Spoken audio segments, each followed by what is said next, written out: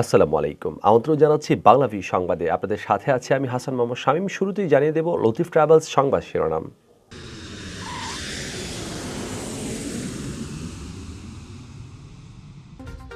Corona মহামারীর কারণে 17 মাসের বেশি সময় বন্ধ থাকার পর সেপ্টেম্বর থেকে বিশ্ববিদ্যালয় ও কলেজ পর্যায়ে শিক্ষা প্রতিষ্ঠান খুলে দেওয়ার পরিকল্পনা করছে সরকার। তবে আপাতত খুলে দেওয়ার পরিকল্পনা নেই স্কুল পর্যায়ের প্রতিষ্ঠান।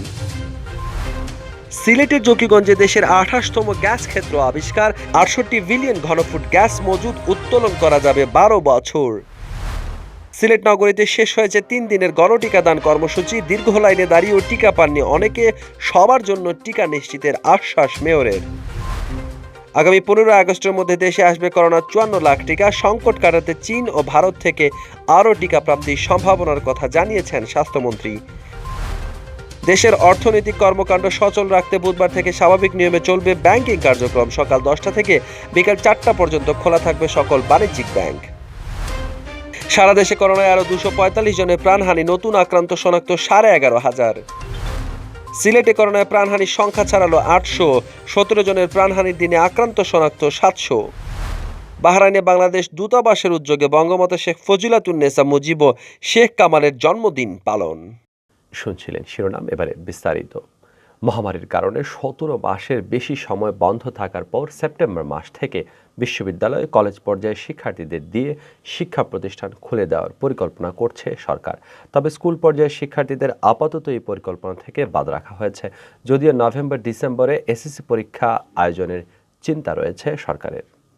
স্কুল পর্যায়ের শিক্ষার্থীদের এই পরিকল্পনার বাইরে রাখার পেছনে যুক্তি দেখানো হচ্ছে, চলতি শিক্ষাবর্ষ প্রায় শেষ। সেপ্টেম্বরে শিক্ষা প্রতিষ্ঠান খোলা হলেও অর্ধবার্ষিক ও বার্ষিক পরীক্ষা নেওয়া সম্ভব হবে না। বাংলাদেশে করোনা ভাইরাস আক্রান্ত রোগী শনাক্ত হওয়ার পর গত বছরের 17 মার্চ থেকে শিক্ষা প্রতিষ্ঠানগুলো বন্ধ রয়েছে। কয়েক দফায় এই বন্ধের মেয়াদ বাড়ানো হয়েছে। সর্বশেষ ঘোষণায় 31 আগস্ট পর্যন্ত বাড়ানো হয়েছে ছুটি। এর মধ্যে অবশ্য দুবার শিক্ষা প্রতিষ্ঠান খুলে দেওয়ার চিন্তা করেও শেষ পর্যন্ত সরে আসতে হয়েছে সরকারকে। ফলে এবার শিক্ষা প্রতিষ্ঠানগুলো খোলার বিষয়ে আগাম ও আনুষ্ঠানিকভাবে কেউ কিছু বলতে চাইছেন না। তবে যতদূর সম্ভব শিক্ষার্থী, শিক্ষক, কর্মকর্তাদের করোনা টিকার আওতায় আনার চেষ্টা চালিয়ে যাওয়া হচ্ছে। মূলত এই টিকা প্রদানের উপর ভিত্তি করেই শিক্ষা প্রতিষ্ঠান খোলার পরিকল্পনা করছে সরকার। সংশ্লিষ্টরা বলছেন, সব পরিকল্পনা নির্ভর করছে আগামী 1 মাসে কত সংখ্যক শিক্ষার্থীকে টিকার আওতায় আনা যায় তার উপর। শিক্ষা মন্ত্রণালয়ের কর্মকর্তারা বলছেন, শিক্ষা প্রতিষ্ঠান খোলার পর স্থগিত থাকা পরীক্ষাগুলো আগে নেওয়া হবে। এর অংশ হিসেবে 2 দিন পর পর শিক্ষা প্রতিষ্ঠান পরিচ্ছন্ন করতে প্রতিষ্ঠান প্রধানদের নির্দেশ দেওয়া হয়েছে। সর্বস্তরের শিক্ষকদের টিকাদান কার্যক্রম দ্রুত এগিয়ে নিতে টাইমলাইন দেওয়া হয়েছে। বিশ্ববিদ্যালয় আবাসিক পর্যায়ের শিক্ষার্থীদের টিকা দেওয়ার কাজও চলছে জোরে সোরে। শিক্ষামন্ত্রী ডক্টর দীপুমণি জানান, সরকারি পর্যায়ে প্রায় 100% শিক্ষকই টিকা নিয়েছেন। বেসরকারি শিক্ষা প্রতিষ্ঠান 3,63,222 জন শিক্ষক কর্মচারীর মধ্যে টিকা নিয়েছেন 2,78,426 জন, বাকি আছেন প্রায় 84,000। এছাড়া বিশ্ববিদ্যালয়ের 34,000-এর বেশি শিক্ষক টিকার জন্য নিবন্ধন করেছেন। তাদের মধ্যে টিকা নিয়েছেন 30,000-এর বেশি। আগামী 4-5 দিনের মধ্যেই সব শিক্ষকই টিকা নিয়ে নেবেন বলে আশা করা যাচ্ছে। তিনি আরও জানান, বিশ্ববিদ্যালয়ের 1,79,261 শিক্ষার্থী টিকার জন্য নিবন্ধন করেছেন। এর মধ্যে প্রথম ডোজ টিকা পেয়েছেন 79,914 জন, দ্বিতীয় ডোজ পেয়েছেন 6,072 জন। সরকার মূলত চাইছে প্রথমে বিশ্ববিদ্যালয়গুলো খুলে আটকে থাকা স্নাতক ও স্নাতকোত্তরের চূড়ান্ত পরীক্ষাগুলো আগে শেষ করা। এরপর আটকে থাকা স্নাতক প্রথম বর্ষ ভর্তি পরীক্ষার দিকে এগোতে চায় সরকার। এরপর কলেজ ও তারপর বিদ্যালয় খুলে দেওয়ার চিন্তা রয়েছে সরকারের।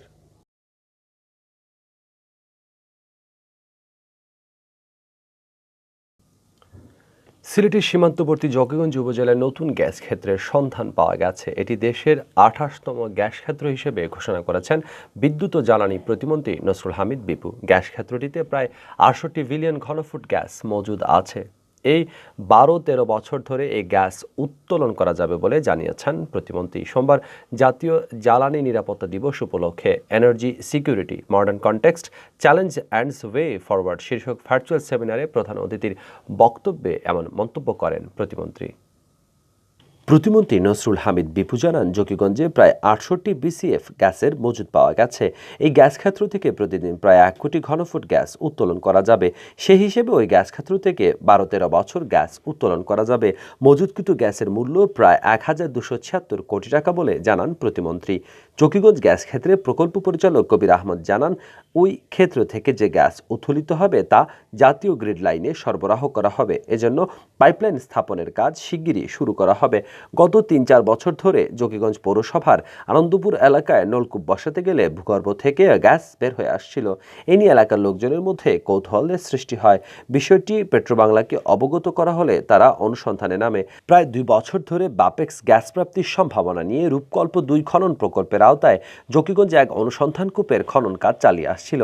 মাটির নিচে গ্যাসের চাপ ও রিজার্ভ পরীক্ষা করতে গত ১৫ জুন সকালে ডিএসটি সৌভাগ্য শিখা প্রজ্বালন করে বাপেক্স। এরপর বাপেক্সের বিশেষজ্ঞরা গ্যাসের মজুদের ব্যাপারে প্রাথমিকভাবে নিশ্চিত হন। সূত্র জানায়, জকিগঞ্জের যে কূপটি নিয়ে বাপেক্স কাজ করছে সেটির অভ্যন্তরের চাপ রয়েছে ৬,০০০ পিএসআই আর ফ্লোটিং চাপ ১৩,০০০ পিইসিআইয়ের বেশি। দেশে গ্যাসের চাহিদার বড় অংশ পূরণ করে সিলেটের গ্যাস ক্ষেত্রগুলো। এর মধ্যে সিলেটের গোলাপগঞ্জ ও বিয়ানীবাজার হচ্ছে গ্যাসের আধার। এই দুই উপজেলায় বেশ কয়েকটি কূপ থেকে দীর্ঘদিন ধরে গ্যাস উত্তোলন করে আসছে সিলেট গ্যাস ফিল্ড লিমিটেড। জকিগঞ্জে যে কূপে গ্যাসের মজুদ পাওয়া গেছে সেটির অবস্থান বিয়ানীবাজার থেকে ৩২ কিলোমিটার ও গোলাপগঞ্জ থেকে ৪৬ কিলোমিটার দূরে। জাতীয় গ্রিড লাইনে গ্যাস সরবরাহে পাইপলাইন বসাতে ১.৫ থেকে ২ বছর সময় লাগবে জানিয়ে প্রতিমন্ত্রী নসরুল হামিদ বিপু জানান, নতুন এই গ্যাস ক্ষেত্র বাপেক্সের বড় ধরনের সফলতা। বাপেক্স এখন সম্ভাবনার জায়গা তৈরি করতে পেরেছে। তারা আধুনিক চিন্তাভাবনা করছে। জকিগঞ্জে আরও ৩টি স্থানে কাজ চলছে। এসব স্থানেও গ্যাস প্রাপ্তির সম্ভাবনা রয়েছে। তিনি জানান, সিলেট গ্যাস ফিল্ডে আরও ১০টি ড্রিলিংয়ের প্রস্তুতি নিয়েছে বাপেক্স। এসব কূপে গ্যাস পাওয়া গেলে দেশে গ্যাসের মজুদ অনেকটাই বেড়ে যাবে। বাংলাদেশে এখনও পর্যন্ত ২৭টি গ্যাস ক্ষেত্র আবিষ্কৃত হয়েছে। এসব গ্যাস ক্ষেত্রে প্রমাণিত মজুদের পরিমাণ ছিল ২১.৪ টিসিএফ। বাংলাদেশে এখনও পর্যন্ত ২৭টি গ্যাস ক্ষেত্র আবিষ্কৃত হয়েছে। এসব গ্যাস ক্ষেত্রে প্রমাণিত মজুদের পরিমাণ ছিল ২১.৪ টিসিএফ। এর মধ্যে প্রায় ১৮.৫ টিসিএফ গ্যাস উত্তোলন করা হয়েছে।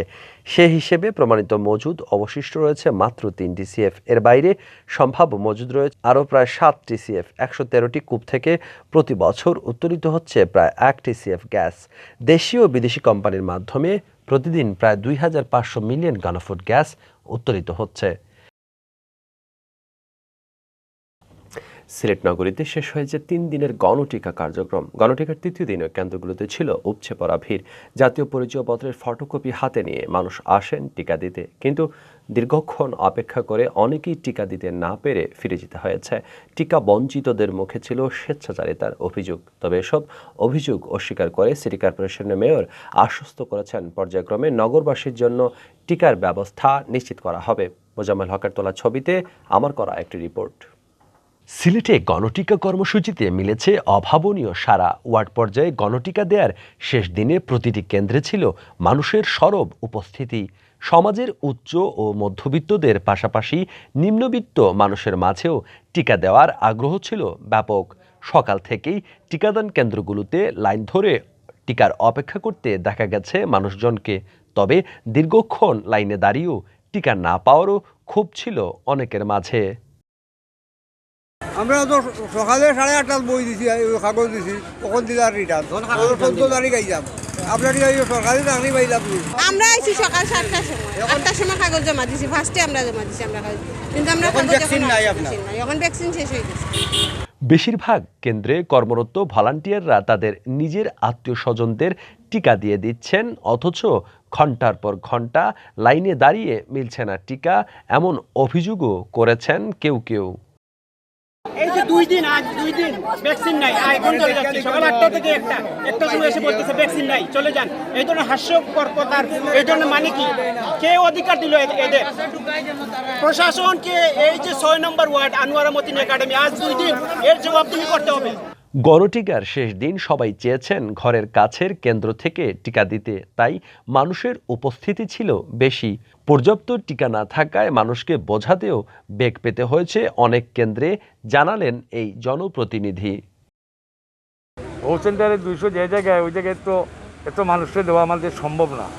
বিধায় সরকারের দিক নির্দেশনা মোতাবেক প্রতিবন্ধিতা যারা আছে এবং বয়স্ক প্রতিবন্ধী যারা আছে তাদেরকে অগ্রাধিকার ভিত্তি দিতে এবং 50 ঊর্ধ্ব যারা আছে আমাদের বয়োজ্যেষ্ঠ মানুষ, মহিলা পুরুষ তাদেরকে অগ্রাধিকার ভিত্তিতে আমরা দিচ্ছি। আর সিসিক মেয়র আরিফুল হক চৌধুরী বলছেন, টিকাদান কর্মসূচি শুরু হলো কেবল সিলেটের সকল নাগরিককে টিকা না দেওয়া পর্যন্ত এই কর্মসূচি চলবে। আপনারা দেখেছেন যারা ভ্যাকসিন পান নাই সবাইকে আশ্বস্ত করে বলতে চাচ্ছি সবাই ভ্যাকসিন পাবেন, এক কথায়। দ্বিতীয়ত হচ্ছে যে এটা আমাদের একটা সরকারের ক্যাম্পেইন করা হচ্ছে। এখন এটার মধ্যে জনগণের কী ধরনের স্বতঃস্ফূর্ততা এবং এটাকে কীভাবে সামনের দিকে একটা শৃঙ্খলার মধ্যে নিয়ে করা যায় সেটা নিয়ে আমরা অন্যান্য জেলা শহরে কিন্তু একদিন, আমরা অতিরিক্ত 3 দিন নিয়েছি। আমাদের যে পরিমাণ জনসংখ্যা বাকি আছে সবাই ভ্যাকসিনেট করা যাবে। শনিবার থেকে সারা দেশে শুরু হয় গণটিকা কার্যক্রম। টিকা স্বল্পতার কারণে সারা দেশে একদিনে সীমাবদ্ধ রাখা হয় এই কার্যক্রম। তবে সিলেট সিটি কর্পোরেশন 3 দিন চালিয়ে যায় গণটিকা কর্মসূচি। 3 দিনে তাদের লক্ষ্যমাত্রা ছিল 56,600 মানুষকে টিকাদান। এই লক্ষ্যমাত্রা অর্জিত হয়েছে বলে জানিয়েছেন সিসিকের কর্মকর্তারা। হাসান মোহাম্মদ শামীম, বাংলাভিউ, সিলেট। আগামী 15 আগস্টের মধ্যে দেশে করোনার আরও 54 লাখ টিকা আসবে বলে জানিয়েছেন স্বাস্থ্যমন্ত্রী জাহিদ মালেক। সোমবার সচিবালয়ে মন্ত্রিসভার বৈঠক শেষে সাংবাদিকদের এমন প্রশ্নের জবাবে তিনি এই তথ্য জানান। মন্ত্রী বলেন, 15 আগস্টের মধ্যে কোভ্যাক্স থেকে আরও 34 লাখ করোনার টিকা দেশে আসবে। চীন থেকে কেনা 10 লাখ টিকা আসবে। এছাড়া আরও 10 লাখ টিকা আমাদের উপহার হিসেবে দেবে। সব মিলিয়ে 54 লাখ টিকা আগামী 15 তারিখের মধ্যে আমরা পেয়ে যাব। এতে আমাদের টিকাদান কার্যক্রমের গতি অব্যাহত রাখতে পারবো। তিনি বলেন, কোভ্যাক্স থেকে একসঙ্গে অনেক টিকা পাওয়া যাচ্ছে না, তাই চীন থেকে আরও 6 কোটি টিকা আনার অনুমোদন দিয়েছে সরকার।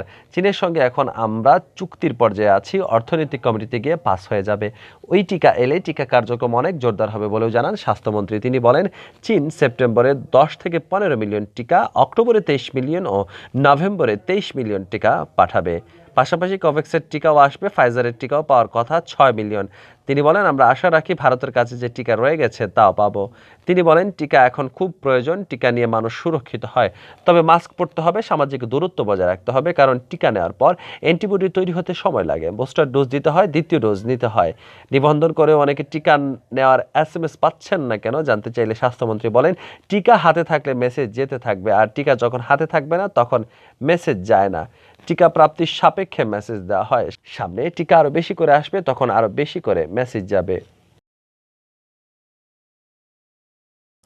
দেশের অর্থনৈতিক কর্মকাণ্ড সচল রাখা এবং সামগ্রিক পরিস্থিতি বিবেচনায় করোনা প্রতিরোধে চলমান কঠোর বিধিনিষেধ বুধবার থেকে শিথিল করা হয়েছে।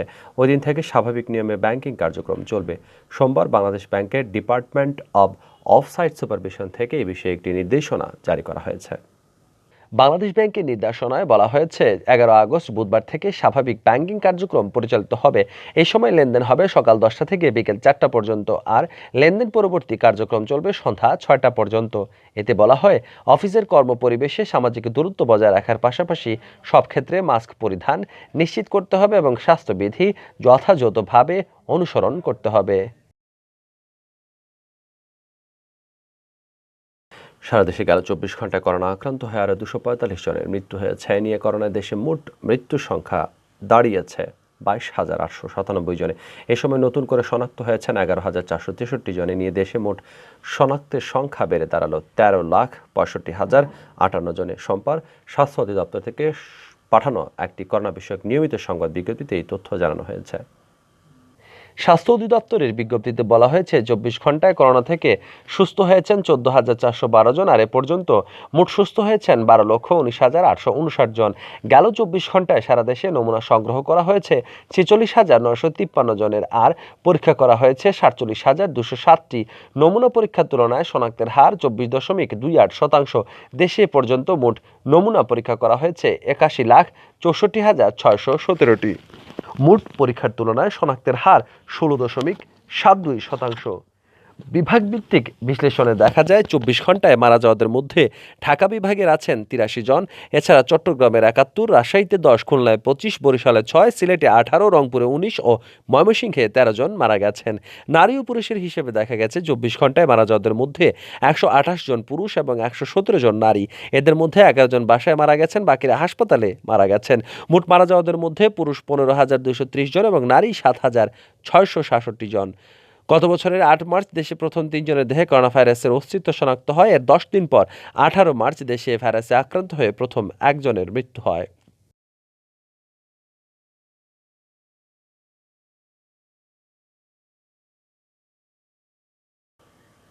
এদিকে সিলেট বিভাগে করোনায় মৃত্যু ছাড়িয়েছে 800-র কোঠা। সোমবার সকাল 8টা থেকে পূর্ববর্তী 24 ঘন্টায় বিভাগে মারা গেছেন 17 জন, আর এ নিয়ে মোট মৃত্যুর সংখ্যা দাঁড়ালো 805 জনে। এছাড়া গেল 24 ঘন্টায় আরও 702 জনের শরীরে করোনা ভাইরাসের উপস্থিতি শনাক্ত হয়েছে।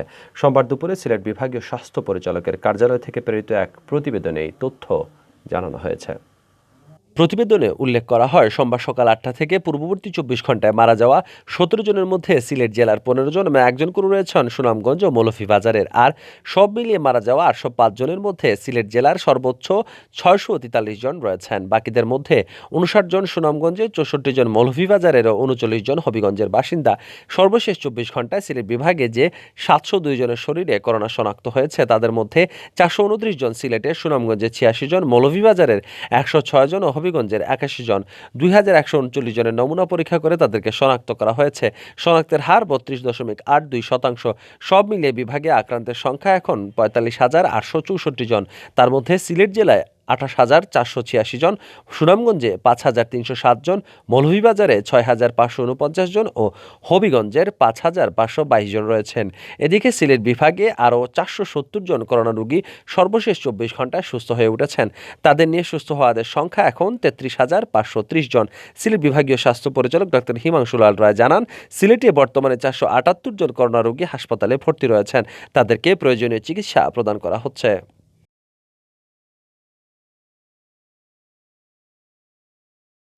বাহরাইনে বাংলাদেশ দূতাবাসের উদ্যোগে জাতিজনক বঙ্গবন্ধু শেখ মুজিবুর রহমানের সহধর্মিণী শেখ ফজিলাতুন্নেসা মুজিবের 91তম জন্মবার্ষিকী ও জ্যেষ্ঠ পুত্র শহীদ ক্যাপ্টেন শেখ কামালের 72তম জন্মবার্ষিকী পালন করা হয়েছে। রোববার বিকেল 4টায় বাহরাইনে নিযুক্ত বাংলাদেশের রাষ্ট্রদূত ডক্টর মোহাম্মদ নজরুল ইসলামের সভাপতিত্বে বাংলাদেশ দূতাবাসের হলরুমে দিবস উপলক্ষে রাষ্ট্রপতি ও প্রধানমন্ত্রী এবং মহিলা ও শিশু বিষয়ক প্রতিমন্ত্রীর বাণী পাঠ করেন দূতালয়ের প্রধান মোহাম্মদ রবিউল ইসলাম ও কাউন্সিলর শ্রম শেখ মোহাম্মদ তৌহিদুল ইসলাম। রাষ্ট্রদূত ডক্টর মোহাম্মদ নজরুল ইসলাম বলেন, হাজার বছরের শ্রেষ্ঠ বাঙালি জাতির জনক বঙ্গবন্ধুর বলিষ্ঠ নেতৃত্বে ও স্বাধীনতা সংগ্রামের পেছনে তার সহধর্মিণী মহিষী নারী বঙ্গমাতা ফজিলাতুন্নেসা মুজিবের অপরিসীম ত্যাগ ও বিচক্ষণতার অবদান ছিল। তিনি জাতির পিতার জ্যেষ্ঠপুত্র শহীদ শেখ কামালের অনন্য চারিত্রিক বৈশিষ্ট্যসমূহ তরুণ প্রজন্মের জন্য অনুকরণীয় বলে উল্লেখ করেন। শোকের এই মাসে জাতির জনক বঙ্গবন্ধুর পরিচয় আত্মজীবনী সকল আরববাসীর কাছে ডিজিটাল মাধ্যমে পৌঁছে দেওয়ার জন্য তিনি তার অভিনব ধারণার কথাও উপস্থিত প্রবাসীদের অবগত করেন। করোনা ভাইরাসের কারণে ভার্চুয়াল সভার মাধ্যমে এই দিবস দুটি পরম শ্রদ্ধার সাথে স্মরণ করা হয়। এ সময় বঙ্গমাতা ও বঙ্গবন্ধুর জ্যেষ্ঠ পুত্রের উপর দুটি প্রামাণ্যচিত্র প্রদর্শন করা হয়। ভার্চুয়াল আলোচনায় অংশগ্রহণ করেন দূতাবাসের কর্মকর্তা কর্মচারী ও বাংলাদেশ কমিউনিটির নেতৃবৃন্দ সহ সাংবাদিক নেতারা। অনুষ্ঠানের শেষ পর্বে শহীদ বঙ্গমাতা শেখ ফজিলাতুন্নেসা মুজিব, জাতিজনক বঙ্গবন্ধু শেখ মুজিবুর রহমান ও তার পরিবারের সকল শহীদ সদস্যবৃন্দ ও মুক্তিযুদ্ধের শহীদদের আত্মার মাগফিরাত এবং দেশ ও জাতির অব্যাহত সমৃদ্ধি কামনা করে বিশেষ মোনাজাত করা হয়। পরবর্তী সিলেটি সংবাদ দেখার আমন্ত্রণ জানিয়ে শেষ করছি বাংলাভিউ সংবাদ। এতক্ষণ সঙ্গে থাকার জন্য ধন্যবাদ। খোদা হাফেজ।